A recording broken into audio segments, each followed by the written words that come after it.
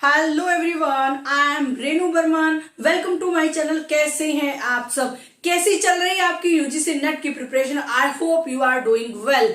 ऐसी ही doing well के लिए, आपकी प्रैक्टिस के लिए जो टॉपिक हम लेके डेली आते हैं, उस टॉपिक में जो क्रक्स आपको प्रोवाइड कराया जाता है, इस वीडियो में जो क्रक्स आपको प्रोवाइड कराया जाता है, ये क्रक्स वीडियो देखने के बाद आपको इस टॉपिक से रिलेटेड कोई भी डाउट नहीं रहने वाला है। ये मैं आपको दावा करती हूँ, क्योंकि जो टॉपिक आपके लिए हम लेके आते हैं और जो यूजीसी नेट की प्रिपरेशन के लिए हम जुड़े हुए हैं, वहां पर हमें सिर्फ अपनी बुक को ही कंप्लीट नहीं करना है, हमें उस पे थोड़ा ज्यादा लिमिट से काम करना है। क्योंकि जो बुक में मटेरियल दिया गया है वो तो आपको पढ़ना है, साथ में जो पूरा डिटेल्ड ये टॉपिक कहता क्या है वो भी आपको इस वीडियो में प्रोवाइड कराया जाता है। तो जाके हर टॉपिक से रिलेटेड यहाँ पे वीडियो बनाई जाती है, क्योंकि हम यूजीसी नेट की प्रिपरेशन के लिए जुड़े हुए हैं। बहुत ही हमारा बड़ा एग्जाम होने वाला है और अब की बार तो हमने ठान लिया है कि अब की बार तो हमें यूजीसी नेट जेआरएफ को क्रैक करना ही करना है। इस टॉपिक से रिलेटेड, इस यूजीसी नेट की प्रिपरेशन से रिलेटेड जो भी आपको डाउट है वो अब से नहीं रहने वाले हैं, क्योंकि जो वीडियोज आपके लिए प्रोवाइड कराई जा रही हैं वो वीडियो फुल ऑफ डिटेल्ड है आपके टॉपिक से रिलेटेड। दावा करती हूं आपके टॉपिक से रिलेटेड कहीं से भी क्वेश्चन आ जाए, आप उनको इजीली अटेम्प्ट कर पाएंगे, क्योंकि जो एनालिटिकल क्वेश्चंस आपको प्रोवाइड कराए जाते हैं यूजीसी नेट में, आपको उनको थोड़ा डीप में समझना पड़ता है क्वेश्चन बोल क्या रहा है। मींस जो हमारा वे ऑफ टीचिंग यहाँ पे है और जो क्रक्स आपको प्रोवाइड कराया जा रहा है, जो स्टडी मटेरियल आपको प्रोवाइड कराया जा रहा है, वो आपकी उस नीड को फुलफिल करता है। Let's start. आज जो हम लेके आए हैं demand analysis unit 3, UGC NET की यूनिट 3 हमने यहाँ पे स्टार्ट करी है। तो यूनिट 3 में आज का टॉपिक जो हम लेके आए हैं demand analysis. Madam demand analysis क्या है? ओके बेटा, डिमांड एनालिसिस से पहले मैं आपको बता दूं, जब भी एक प्रोड्यूसर, मैन्युफैक्चरर अपने प्रोडक्ट को मार्केट में लेके जाता है, लेके जाने का मेन मकसद क्या मैडम? उसका प्रॉफिट अर्निंग का वहां पे रहता है, मार्केट शेयर का वहां रहता है, अपने कंपटीटर को कंपीट करना वहां पे रहता है, अपने प्रोडक्ट की प्राइसिंग से अच्छा प्रॉफिट गेन करना वहां पे उसका रहता है मेन मोटिव। बट मैडम इन मेन मोटिव्स को पूरा करने के लिए उसको क्या करना होगा? उसको यहाँ पे क्या करना होगा? सबसे पहले वहां के कस्टमर्स उसको छांटने होंगे, कस्टमर्स के ऊपर वहां पे अपनी नजर रखनी होगी कि कौन कौन से ऐसे कस्टमर्स है जो उसके प्रोडक्ट से रिलेटेड डिमांड करते हैं। ठीक है, तो मैडम मेन यहाँ पे अहम रोल हमारे कस्टमर का हो जाता है और हमारे कस्टमर सेटिस्फैक्शन का हो जाता है। कस्टमर सेटिस्फैक्शन से यहाँ पे क्या आया है मैडम? जो प्रोडक्ट मैन्युफैक्चरर एंड प्रोड्यूसर बना रहा है उस प्रोडक्ट की मार्केट में डिमांड कैसी है? मार्केट में डिमांड ही उस प्रोडक्ट की फेलियर एंड सक्सेस को शो करती है। ओके मैडम, ठीक है, डिमांड एनालिसिस को आज हम करेंगे, बट अगले लेक्चर में हम डिमांड क्या होती है, ठीक है, और मार्केट डिमांड क्या है, इंडिविजुअल डिमांड क्या है, ये सब हम लोग यहाँ पे कवर अप करने वाले। अभी मैं आपको बता दूं कि डिमांड एनालिसिस होता क्या है, क्यों इसको करा जाता है। ठीक है मैडम, ठीक है, अभी हमने यहाँ पे एक मैन्युफैक्चरर को, प्रोड्यूसर को डिसीजन लेना पड़ता है। मैडम डिसीजन मेकिंग उसकी बहुत जरूरी है। क्यों जरूरी है मैडम? उसको यहाँ पे अर्निंग करनी है प्रॉफिट की अर्निंग के लिए और अपने मार्केट में दबदबा बनाने रखने के लिए उसको डिसीजन मेकिंग करनी होती है। मैडम किस चीज की डिसीजन मेकिंग? जो डिसीजन मेकिंग यहाँ पे अपने प्रोडक्ट से रिलेटेड वो करता है उसी को ही डिमांड एनालिसिस बोला जाता है। मैडम डिमांड एनालिसिस है क्या? बेटा देखो, एनालिसिस जहां पे भी आएगा इट मीन्स वो रिसर्च है। अब यहाँ पे डिमांड के साथ एनालिसिस जुड़ा है, तो यहाँ पे बता रहे हैं कि डिमांड से रिलेटेड रिसर्च करी गई है। रिसर्च किसके ऊपर करी गई, क्यों करी गई है, इसी को आज हम पूरा डिटेल में करने वाले हैं। ठीक है, ओके मैडम, अभी यहाँ पे हमने बात करी डिमांड एनालिसिस की, हम बात कर रहे हैं। तो डिमांड एनालिसिस क्यों जरूरी है ये मैंने आपको बताया। हर कंपनी की, हर बिजनेस की सक्सेस फेलियर ही टोटल आपकी डिमांड के ऊपर यहाँ पे डिपेंड करती है। डिमांड ही उस पर्सन को, उस कंपनी को, उस बिजनेस को डिसीजन मेकिंग के लिए पुश करती है कि आप ऐसा प्रॉफिटेबल डिसीजन लीजिए, आप ऐसा डिसीजन लीजिए जिसकी वजह से आपके प्रोडक्ट की डिमांड मार्केट में अच्छी हो। अगर प्रोडक्ट अच्छा है, इट मींस प्रोडक्ट की जो डिमांड है ऑटोमेटिकली अच्छी है। ऑटोमेटिकली डिमांड अच्छी है, इट मींस उस प्रोड्यूसर ने, उस कंपनी ने, उस बिजनेस ने अच्छे से डिसीजन मेकिंग की हुई है। कैसे मैडम? डिमांड एनालिसिस के ऊपर। Okay, clear? ओके मैडम, ठीक है। अभी हर कस्टमर का मेन मकसद क्या है? हर कस्टमर को मैडम अपने डिमांड को फुलफिल करने के लिए प्रोडक्ट चाहिए। हर कस्टमर को अपनी डिमांड को फुलफिल करने के लिए प्रोडक्ट चाहिए, ठीक है। मींस क्या है कि हर कंपनी अपने कस्टमर की नीड को सेटिस्फाई करना चाह रही है। अगर वो किसी बिजनेस को समझना चाह रही है, मींस अगर वो किसी भी बिजनेस को समझना चाह रही है या किसी बिजनेस को चलाना चाह रही है, तो सबसे पहले उसको कंज्यूमर बिहेवियर का पता होना चाहिए। मैडम, कंज्यूमर बिहेवियर में क्या है? कंज्यूमर बिहेवियर ही बताएगा कि आपका जो प्रोडक्ट मार्केट में आया है या फिर आने वाला है, वो कितने टाइम तक होल्ड करके रखेगा अपने प्लेस को। मींस आप अपने प्रोडक्ट को कितना इजीली और कितना अच्छे से और कितने अच्छे प्राइस से आप उसको मार्केट में सेल कर पाएंगे, जिससे आपका यहाँ पे प्रॉफिट जो मोटिव है वो इजीली फुलफिल हो पाएगा। तो कस्टमर जो कंज्यूमर बिहेवियर है आपके प्रोडक्ट के लिए अहम रोल रखता है, क्योंकि कस्टमर को अट्रैक्ट करना ही एक प्रोडक्ट का काम है। अगर आपका प्रोडक्ट कस्टमर को अच्छा लग रहा है और कस्टमर अट्रैक्ट होके आ रहा है, तो इट मींस आपकी रिसर्च अच्छी है, डिमांड एनालिसिस अच्छा है। Okay, clear? ठीक है। फिर बात करते हैं मैडम, आपने बात किया सेल फोरकास्टिंग। अब सेल फोरकास्टिंग भी करना जरूरी है डिमांड एनालिसिस में। डिमांड एनालिसिस में मेन फोकस कहां गया कि जो प्रोडक्ट बनाया है उसकी सेल कैसे होगी, उसकी सेल कितनी होगी। फ्यूचर के बारे में एक डिसीजन लेना, अपने प्रोडक्ट की सेल फोरकास्टिंग करना भी डिमांड एनालिसिस में ही आता है। मार्केट फॉर अ प्रोडक्ट, आपका जो प्रोडक्ट आप लॉन्च कर रहे हैं या फिर आप अपने प्रोडक्ट को जो मार्केट में लेके आ रहे हैं, वो प्रोडक्ट आपके जिस मार्केट में आप उतर रहे हैं उस मार्केट के लायक है या नहीं है। मैडम, कैसे पता चलेगा?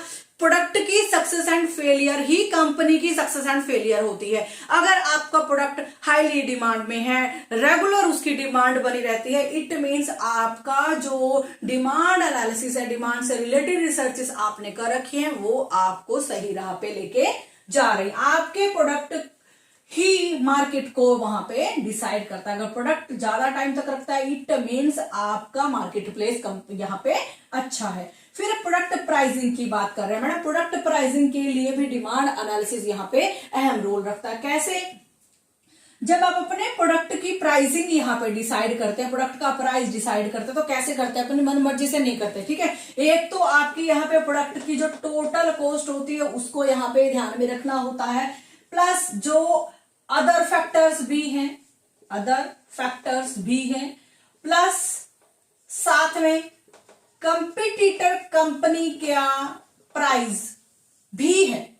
जब आप मार्केट में अपने प्रोडक्ट को लेके उतरते हैं तो आपको पहले अपने कंपटीटर जो आपके जैसा सेम प्रोडक्ट बना रहे हैं, आपके प्रोडक्ट के जैसा सेम प्रोडक्ट बना रहे हैं, उस प्रोडक्ट की प्राइसिंग उन्होंने क्या रखी हुई है, मेरा प्राइस उसके आसपास होना चाहिए। अगर मेरा प्राइस सेम प्रोडक्ट मैंने बनाया है एंड मेरा प्राइस ज्यादा है, तो कौन मेरे प्रोडक्ट को खरीदेगा? कोई भी नहीं खरीदेगा। वहां पे मेरा जो कस्टमर का जो अट्रैक्शन है कम हो जाएगा, क्योंकि कस्टमर उसी प्रोडक्ट को खरीदेगा जो प्रोडक्ट उसके लिए कन्वीनियंट होगा, जो उसके लिए लेस प्राइस वाला होगा। Okay, clear? ठीक है मैडम, ये भी बात समझ में आ गई। Cost of marketing and advertising, ठीक है। जब आप अपने प्रोडक्ट को मार्केट में निकालते हैं, ठीक है, तो आपको अपने प्रोडक्ट को निकालने से पहले उसकी एडवर्टीजमेंट करनी पड़ती है, ठीक है। एडवर्टाइजिंग करते हैं, उसको मार्केट में किस तरीके से, किस रिसोर्सेस से और किस साधन से ये मार्केट में उतरेगा, ठीक है, वो सब आपको यहाँ पे देखने पड़ते हैं, क्योंकि जब आप एडवर्टाइजिंग, मान लीजिए मीडिया से आप एडवर्टाइजिंग करते हैं, ठीक है, न्यूज़पेपर से एडवर्टाइजिंग करते हैं, आपको उस तरीके से एडवर्टाइजिंग या मार्केटिंग अपने प्रोडक्ट की करनी है जो कस्टमर को जल्दी से खींच के लेके आए, जो ज्यादा से ज्यादा कस्टमर तक मेरे प्रोडक्ट के बारे में इंफॉर्मेशन पहुंचा पाए। वो भी आपको डिमांड एनालिसिस में ही कवर अप करना पड़ता है। फिर आपके यहाँ फाइनेंशियल डिसीजन। देखो फाइनेंशियल डिसीजन में क्या है कि कोई भी कंपनी जब मार्केट में उतरती है, कोई भी कंपनी जब मार्केट में उतरती है, मार्केट में अपने प्रोडक्ट को लेके आती है, तो उसको बहुत सारे डिमांड एनालिसिस करने पड़े, उसमें एक फाइनेंशियल डिसीजन भी उसको लेना पड़ा, क्योंकि हर कंपनी के पास रिसोर्सेज जो है लिमिटेड है। अब रिसोर्सेज लिमिटेड है, उन रिसोर्सेज का यूज उसने अपने प्रोडक्ट को बनाने के लिए लगाया है, रिसोर्सेज का यूज उसने अपने प्रोडक्ट को बनाने के लिए लगाया है। अब जो रिसोर्सेज उसने प्रोडक्ट को बनाने के लिए लगा दिया, इट मींस वो प्रोडक्ट जो रेडी है, फिनिश्ड गुड्स है, वो मार्केट में बिकना भी चाहिए, वो मार्केट में बिकना भी चाहिए, क्योंकि जितना ज्यादा मार्केट में बिकेगा उतना ही ज्यादा वो अर्निंग आपको लेके आएगा, फाइनेंशियल स्टेबिलिटी आपकी कंपनी की बनेगी, फाइनेंशियल अर्निंग आपकी कंपनी की बनेगी। तो जैसे आपको फाइनेंशियल डिसीजन भी डिमांड एनालिसिस से लेने पड़ते हैं। आप वही प्रोडक्ट बनाएंगे, उसी प्रोडक्ट के ऊपर आप अपने फाइनेंशियल रिसोर्सेज को यूज करेंगे जो मार्केट में हाईली डिमांडेड है। ओके क्लियर मैडम, ये कैसे समझ में आएगा? ये भी आपको मार्केट के डिमांड एनालिसिस को कवर अप करके आएगा। फिर बात करते हैं प्रोडक्शन की। देखो कोई भी मैन्युफैक्चरर एंड प्रोड्यूसर किसी भी प्रोडक्ट को बनाता है तो कितना प्रोडक्ट बनाएगा? पहले वो सैंपल प्रोडक्ट के तौर पे मार्केट में प्रोडक्ट को निकालेगा। अगर सैंपल प्रोडक्ट मार्केट में अच्छी डिमांड बनाए हुए हैं तो इट मींस उसकी प्रोडक्शन प्रोसेस स्टार्ट हो गई है। अब उसको अपने प्रोडक्ट का जो उसने प्राइस रखा हुआ है, प्रोडक्ट की जो थीम रखी हुई है, प्रोडक्ट का जो उसने पैकेजिंग रखी हुई है, मींस प्रोडक्शन से रिलेटेड जो भी चीजें उसने कर रखी है, प्रोडक्ट की क्वालिटी जो रखी हुई है, सब कुछ A1 है अगर उसके मार्केट में डिमांड अच्छी है। मैडम प्रोडक्शन का डिमांड से क्या यहां पे नाता है, क्या इसका यहां पे रिलेशन है? देखो बेटा, डिमांड ही, एक प्रोडक्ट की डिमांड ही उसकी प्रोडक्शन प्रोसेस को खींच कर लेके चलती है, उसी से ही पूरा प्रोडक्शन प्रोसेस चलता है। जितनी अच्छी डिमांड होगी और मैन्युफैक्चरर एंड प्रोड्यूसर उस प्रोडक्ट को अच्छे से प्रोड्यूस करेगा। फिर है कंपटीटर। ये इस कंपटीटर को हम कैसे भूल सकते हैं? ये तो हमारे मार्केट में चलते ही, मार्केट में एंटर करते ही हमारा एक मेन मोटिवेटर हो जाता है, जो हमें प्रोडक्ट को अच्छा प्रॉपर स्ट्रेटेजी से, प्रॉपर प्लानिंग से बनाने के लिए मजबूर करता है। जब हम अपने प्रोडक्ट को मार्केट में निकालते हैं तो हमें अपने प्रोडक्ट की डिमांड एनालिसिस को, रिसर्च को प्रॉपर करना पड़ता है। कैसे होगा मैडम? वो तो आपके कंपटीटर की स्ट्रेटेजी के भी हाथ पे ही होगा। जब आप अपने कंपटीटर की स्ट्रेटेजीज को अच्छे से समझते हैं, अच्छे से उसको एनालाइज करते हैं, तो उससे आप अपने प्रोडक्ट को बेटर कर सकते हैं। ठीक है, ये भी आपका डिमांड एनालिसिस का ही मेन फैक्टर है। मैडम ये सब चीजें हम डिमांड एनालिसिस में क्यों पढ़ रहे हैं? ये सब चीजें डिमांड एनालिसिस में पढ़ने का मेन मकसद है better decision making, better decision making for earning profit. I hope demand analysis क्या बोलता है आप सभी को ये समझ में आ गया होगा। मैं आपको थोड़ा सा और डिटेल में लेके जाऊंगी। अभी जैसे हमने बोला, कोई भी नई कंपनी है, कोई भी नई फर्म है, अगर मार्केट में घुसती है तो मार्केट में एंटर करती है, तो एंटर करते ही उसे अपना प्रोडक्ट, मीन्स उसने अपने प्रोडक्ट को एंटर कराया है। और जब वो अपने प्रोडक्ट को एंटर कराती है तो उसको मार्केट से रिलेटेड सारी इंफॉर्मेशन उसको चाहिए। वो कहां से आएंगी मैडम? वो डिमांड एनालिसिस करने से आएंगी। उसको पता चलेगा मार्केट में मेरे कितने नंबर ऑफ कंपटीटर्स हैं एंड कितनी ग्रोथ मेरी इंडस्ट्री की इन फ्यूचर हो सकती है, कौन सी टेक्निक है जो मुझे मार्केट में इस बिजनेस एरिया में हाईएस्ट डिमांड को पुश करती है। अगर मेरे प्रोडक्ट की हाईएस्ट डिमांड का पॉइंट मैं पकड़ लेती हूं, इट मींस अगर मेरा प्रोडक्ट हाईली डिमांडेड है तो इट मींस मेरी इंडस्ट्री की ग्रोथ तो पॉसिबल है। अगर लो डिमांड है तो दिखाता है कि आप कस्टमर की नीड को पूरा नहीं कर पा रहे हैं। अगर ज्यादा डिमांड है तो इट मीन्स जो स्ट्रेटजी आपने बनाई है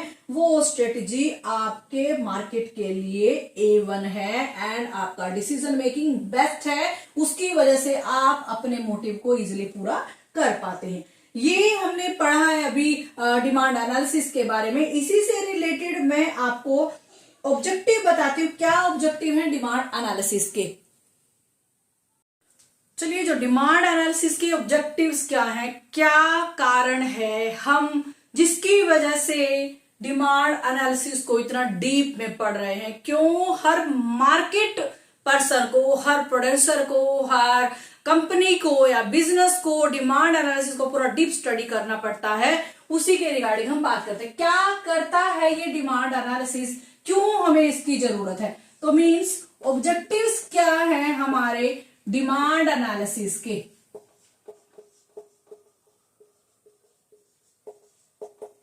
डिमांड एनालिसिस के ऑब्जेक्टिव्स क्या हैं जिसकी वजह से हमें इसको पढ़ना पड़ता है। ठीक है, ओके मैडम।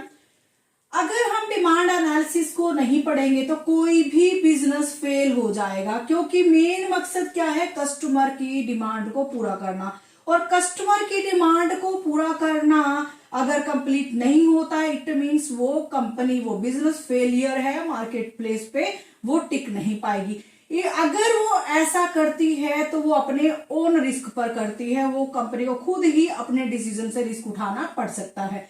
अगर कंपनी चाहती है, अगर कंपनी का एम है ज्यादा से ज्यादा डिमांड को अट्रैक्ट करना, मींस कस्टमर को अट्रैक्ट करना, कस्टमर को अपने प्रोडक्ट के लिए अट्रैक्ट करना, तो इट मींस उसको ये जो ऑब्जेक्टिव्स हैं डिमांड एनालिसिस के प्रॉपर ध्यान में रखने पड़ेंगे, क्योंकि ये जो ऑब्जेक्टिव्स हैं यही कस्टमर के लिए, यही एक बिजनेसमैन के लिए एक सिग्नल है कि आपका प्रोडक्ट अच्छे से चल रहा है। ठीक है, ओके मैडम। अभी पहला ऑब्जेक्टिव क्या है, क्यों करा जाता है?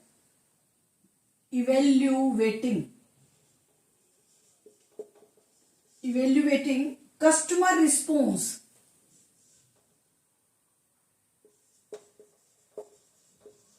कस्टमर रिस्पॉन्स टुवर्ड अ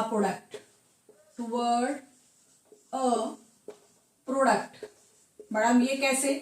क्योंकि देखो डिमांड एनालिसिस हमें क्या दे रहा है, हमें वो एक ओवरव्यू दे रहा है हमारी स्टडी का, हमारे डिसीजन का, कि इसमें आप क्या कर सकते हो। ये डिमांड एनालिसिस आपको बताता है आपके मार्केट में, आपके प्रोडक्ट के बारे में कस्टमर की राय क्या है, कस्टमर क्या सोच रहा है। ठीक है, ये जो पहला ऑब्जेक्टिव हमारा है, evaluating customer response toward a product, हमारे प्रोडक्ट के बारे में कस्टमर का क्या रिस्पॉन्स है, वो हमारे प्रोडक्ट को किस तरीके से खरीद रहे हैं। मींस कस्टमर के जो प्रोडक्ट की, जो कस्टमर का जो रिस्पॉन्स है, कस्टमर का जो रिस्पॉन्स है वो किस लिए? मैडम कस्टमर का response means as a feedback.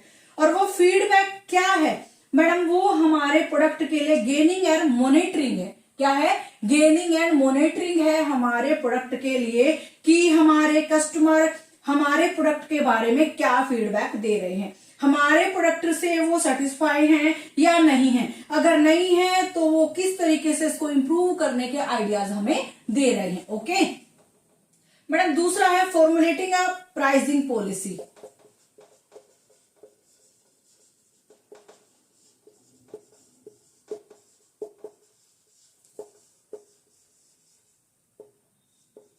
Formulating a pricing policy. Formulating pricing policy में क्या है कि अब आपको अपने प्रोडक्ट की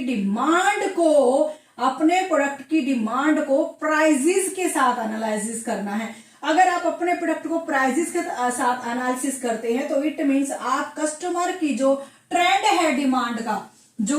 है डिमांड का वो आप इजिली यहाँ पे एस्टिमेट कर पाएंगे, क्योंकि जैसा प्रोडक्ट का प्राइसिंग होगा उससे वैसे ही आपको कस्टमर यहाँ पे मिलने वाला है। मींस आपकी प्राइसिंग पॉलिसी भी अहम रोल करती है आपके डिमांड एनालिसिस के लिए। प्राइसिंग ऐसा फैक्टर है जिससे आप अपनी टारगेट ऑडियंस को अट्रैक्ट कर पाते हैं। ठीक है, टारगेट ऑडियंस के ऊपर आप अट्रैक्ट यहाँ पे कर पाते हैं।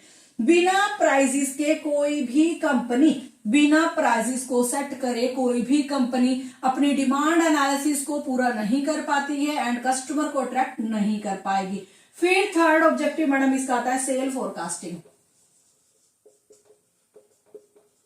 सेल फोरकास्टिंग, सेल फोरकास्टिंग में क्या है कि कोई भी बिजनेस उसको अगर डिसीजन लेना है, अपनी कंपनी की परफॉर्मेंस को जानना है, अपनी कंपनी की परफॉर्मेंस जानने के लिए डिटेल्ड एनालिसिस करेगा मैडम किसका, डिमांड फोरकास्टिंग का। ठीक है, डिमांड फोरकास्टिंग का डिमांड एनालिसिस करेगा मैडम किससे रिलेटेड, सेल फोरकास्टिंग का। इन फ्यूचर मेरे प्रोडक्ट की क्या डिमांड रहने वाली है, ये मेरे जो प्रोडक्ट की जो सेल है उसका ट्रेंड क्या रहने वाला है, क्या मुझे यहाँ पे अपनी प्रोडक्शन की जो मेरा प्रोडक्शन प्रोसेस अच्छा चलने वाला है ये कैसे पता चलेगा मैडम, ये तो आपके प्रोडक्शन की सेल के ऊपर पता चलेगा, आपके प्रोडक्ट की सेल के ऊपर पता चलेगा। अगर आपके प्रोडक्ट की सेल फोरकास्टिंग अच्छी है, मीन जैसा आपने डिसाइड किया है वैसे ही आपके प्रोडक्ट की सेल यहाँ पे चल रही है, तो इट मीन्स आप अपने कस्टमर को, अपनी टारगेट ऑडियंस को अच्छे से सेटिस्फाई कर पा रहे हैं। बिजनेस का ये अहम डिसीजन है अपने बिजनेस के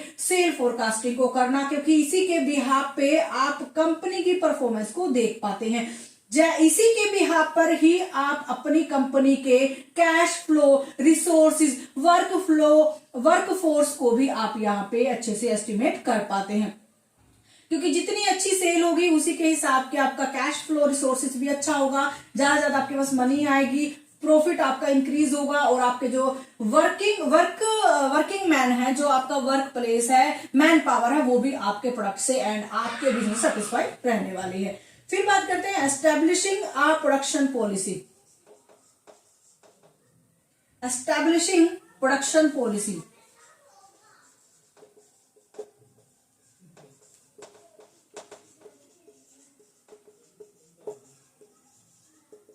establishing production policy madam, establishing production policy में क्या होता है, ये एक गैप डिफाइन करता है। देखो जो आपका प्रोडक्शन है ये गैप है डिमांड एंड सप्लाई का, डिमांड एंड सप्लाई के बिहाफ पर ही आप अपने प्रोडक्शन की प्रोसेस को चलाते हैं। अब कितना आपको यहाँ पे रॉ मटेरियल की नीड है रेगुलर और कितने आपके प्रोडक्ट की सप्लाई है, इसी के बिहाफ पर ही आप अपने प्रोडक्ट की डिमांड एंड सप्लाई को भी एस्टिमेट कर पाते हैं। ये प्रोडक्शन पॉलिसी ही आपके प्रोडक्ट की सक्सेस एंड फेलियर को डिसाइड करती है। अब बात करते हैं हमारे डिमांड एनालिसिस के क्या स्टेप्स हैं, कैसे डिमांड एनालिसिस को यहाँ पे किया जाता है ताकि हम अपनी कंपनी का जो टर्नओवर है वो भी बढ़ा सके, कंपनी की इमेज भी बना सके एंड कस्टमर को ज्यादा से ज्यादा अट्रैक्ट भी कर पाए और अपने बिजनेस डिसीजन को यहाँ पे सक्सेसफुल भी कर पाए। इसके लिए क्या क्या स्टेप हमें लेने पड़ते हैं, उस स्टेप्स के बारे में रिगार्डिंग बात करते हैं। तो पहला जो स्टेप आता है आइडेंटिफाई द मार्केट, मीन्स आप जिस मार्केट में आप उतरे हैं, जिस मार्केट में आपने एंटर किया है उस मार्केट में आप चाहते हैं आपके प्रोडक्ट की डिमांड ज्यादा हो एंड प्रोडक्ट की डिमांड ज्यादा होने के साथ साथ आपका प्रॉफिट भी ज्यादा हो, आपकी कस्टमर रीच ज्यादा हो। तो इसके लिए आपको उस मार्केट को अच्छे से आइडेंटिफाई करना जरूरी है कि आप नए प्रोडक्ट को मार्केट में लेके आए हैं और उस प्रोडक्ट को कौन से कस्टमर और किस लेवल तक आप कस्टमर को सेटिस्फेक्शन कर सकते हैं। अगर आपके प्रोडक्ट की डिमांड अच्छी है इट मींस आपका प्रॉफिट भी अच्छा होने वाला है एंड आपकी जो इंडस्ट्री ग्रोथ है वो भी अच्छी होने वाली है। सबसे पहले आपको प्रोडक्ट को जब मार्केट में उतारते हैं तो उस मार्केट के बारे में आपको पता होना चाहिए कि उस मार्केट में मुझे किस टाइप से कस्टमर यहाँ पे मिलने वाले हैं। आपको अपने कस्टमर से ही अपने प्रोडक्ट के बारे में रिव्यू एंड फीडबैक मिलता है जो आपके प्रोडक्ट का अंडरस्टैंड करने में बहुत ही हेल्पफुल होते हैं, आपके प्रोडक्ट की डिमांड बढ़ाने में हेल्पफुल होते हैं। दूसरा स्टेप यहाँ पे आता है access the business cycle. Access कैसे करते हैं, देखो जब आप मार्केट में उतरते हैं तो सबसे पहले आपको क्या करना होता है, बिजनेस साइकिल को इवेल्युएट करना है। मैडम कौन सी स्टेज पे, 3 स्टेज पे इवेल्युएट करना है। फर्स्ट स्टेज जो आपके प्रोडक्ट की आती है that is emerging stage. Emerging stage में क्या होता है, जो हाई कस्टमर डिमांड होती है and low supply of goods होता है, ठीक है। फर्स्ट जो आपकी एक्सेस द बिजनेस साइकिल में मैंने बोला इमर्जिंग स्टेज, इमर्जिंग स्टेज में क्या आया, आपके कस्टमर्स की ज्यादा है, मींस आपके प्रोडक्ट की डिमांड ज्यादा है एंड सप्लाई कम है, ठीक है। और दूसरी जो स्टेज है प्लेट्यू स्टेज, बड़ा प्लेट्यू स्टेज में क्या हुआ, सप्लाई प्रोडक्ट की जो है, जो सप्लाई है वो टोटल डिमांड के इक्वल है। जो प्लेट्यू स्टेज जो आती है वो टोटल डिमांड के इक्वल है, जितनी डिमांड आपके प्रोडक्ट की मार्केट में हो रही है उतनी ही आपके प्रोडक्ट की सप्लाई भी इजिली हो पा रही है। अब थर्ड स्टेज आती है डिक्लाइनिंग स्टेज। डिक्लाइनिंग स्टेज में क्या होता है कि आपके प्रोडक्ट की डिमांड यहाँ पे कम हो रही है। ये सब आपको अपने बिजनेस साइकिल, अपने प्रोडक्ट को मार्केट में उतारने से पहले देखने पड़ेंगे, ठीक है। उसके हिसाब से ही आपको पता चलेगा कि जो आपका डिमांड एनालिसिस अच्छे से चल रहा है, जो डिसीजन इसके रिगार्डिंग आपने लिए थे वो बेनिफिशियल है या नहीं है। थर्ड आपका स्टेप आता है create a product that meet a particular niche. ऐसा प्रोडक्ट बनाया जाए, पर्टिकुलर नीच मीन्स एक पर्टिकुलर टाइप ऑफ कस्टमर्स है, जो कस्टमर पर्टिकुलर डिमांड है उसको फुलफिल करने वाला प्रोडक्ट यहाँ पे बनाया जाए। इसी नीच से, नीच मीन्स आपको पूरे मार्केट के लिए प्रोडक्ट नहीं बनाना है, आप टारगेट ऑडियंस करिए, टारगेट ऑडियंस के लिए ही ऐसा प्रोडक्ट बनाइए जो उसकी नीच को, मीन्स उसकी एक्सपेक्टेशन को फुलफिल कर पाए। अगर आप ऐसा करते हैं तो आप अपने कस्टमर के लिए अच्छा प्रोडक्ट, कंपटीटर से अच्छा प्रोडक्ट अल्टरनेटिव लेकर आते हैं। फिर है define your advantage. Fourth step is define your advantage. इसमें क्या होता है, जब आप अपने प्रोडक्ट को बना रहे हैं तो कस्टमर की जो प्रॉब्लम है, जो कस्टमर की प्रॉब्लम है, उन प्रॉब्लम को ध्यान में रखते हुए आपको ऐसा प्रोडक्ट बनाना है जो कस्टमर के लिए यूजफुलनेस हो एंड आपकी हमेशा के लिए मार्केट में डिमांड बनाए, ठीक है। मान लीजिए एक आईपॉड हो गया और एक आईफोन हो गया, ठीक है।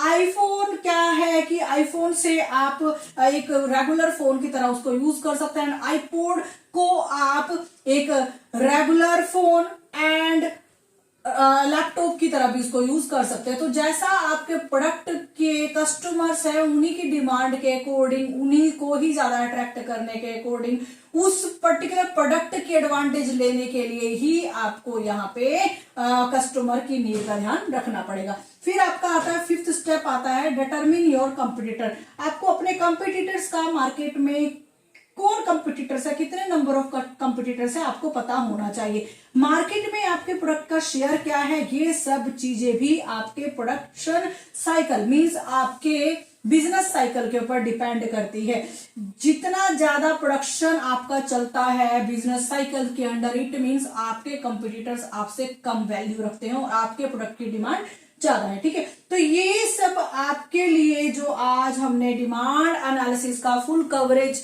टॉपिक कवर अप किया है, तो इसमें हर चीज और हर वो लाइन डाली गई है जो आपके डिमांड एनालिसिस से रिलेटेड क्वेश्चंस को फुलफिल करने के लिए बहुत जरूरी है और बहुत ही इंपॉर्टेंट है ये टॉपिक आपके एग्जाम के लिए। तो आप अच्छे से मेरे साथ जुड़े रहिए। Thank you so much. It's all about demand analysis. मिलते हैं नेक्स्ट वीडियो में। प्लीज मेरे चैनल को लाइक सब्सक्राइब जरूर करिएगा। Thank you so much.